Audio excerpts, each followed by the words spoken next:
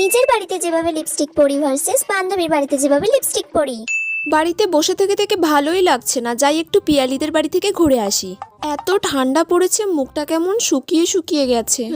একটুখানি লিপস্টিক পরে নি, দ্যাটস ইট। একদম অল্প করে লাগাতে হবে বাবা, বেশি খরচা করলে একদম চলবে না। এটা আমার ফেভারিট লিপস্টিক বলে কথা, অনেক টাকা দাম। ব্যাস ঠিক আছে, এবার আমি যাই। কিরে পিয়ালি, কি করছিস? এই তো বল।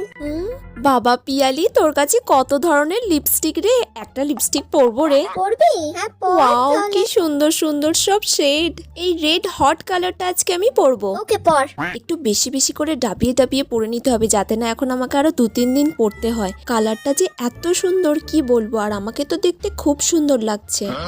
ওয়াও, কি সুন্দর লাগছে রে। এই রকম লিপস্টিক তো আমার কাছে একটাও নেই, এটা কি ছেড়ে নেবো? পিয়ালি এখন নেই, এই তাহলে ঝেড়েই নেই। ঠিক আছে রে, আসছি পিয়ালি। হ্যাঁ আয়।